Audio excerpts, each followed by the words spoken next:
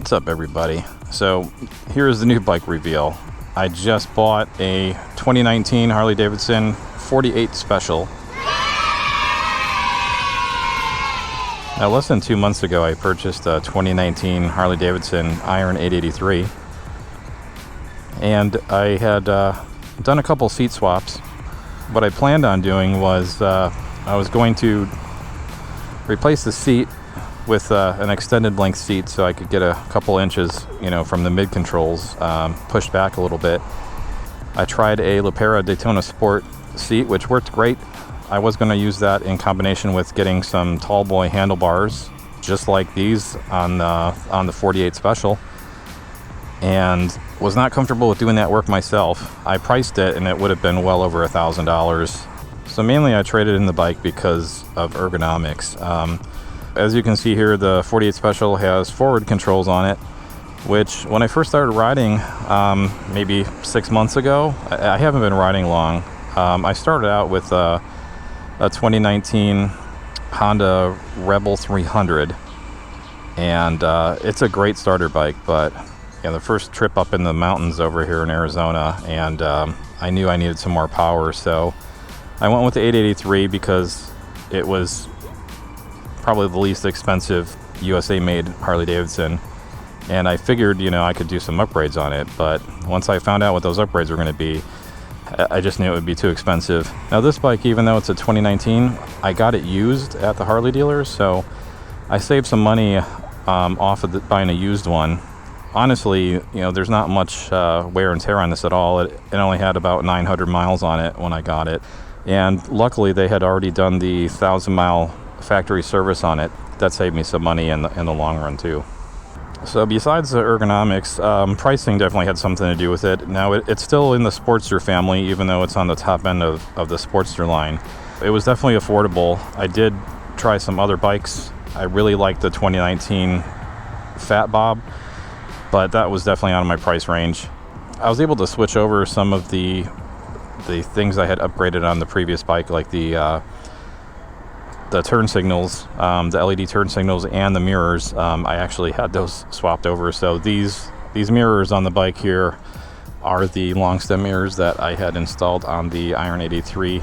Now, power wise, I went from an 883 up to a 1200, and honestly, I don't notice a lot of difference. The main thing I noticed is I can hold onto the gears a lot longer. On the Iron 883, just cruising down the street, I'd probably be in 4th gear. And I noticed on this one I can pretty much do the same thing in about 3rd gear. So the ride seems a lot smoother than the Iron. I do notice this one shakes a lot more than the 883, and I don't know if that has anything to do with the bigger engine on here, or if it's just model specific. So the final thing that brought me to this bike were the looks. When I first bought it, it had an aftermarket seat. I believe it's a Harley-Davidson Sundowner seat. I hate to say it, it was a really comfortable seat, but to me it really did not fit the look of the bike. It was really fat on the back end, and it kind of like hung over the this area here on each side. It like stuck out really far. I wanted to swap it out, and so I went with another LaPera seat, and this one is the Stubbs Cafe. This is actually the 3rd LaPera seat I've had recently. I'm not affiliated with them in any way. They just have seats that fit the style and the the kind of the look that I'm going for, and they're comfortable too. I mean, there's that. That's the whole reason you get a seat, though, isn't it? No, I know. Looks have a lot to do with it.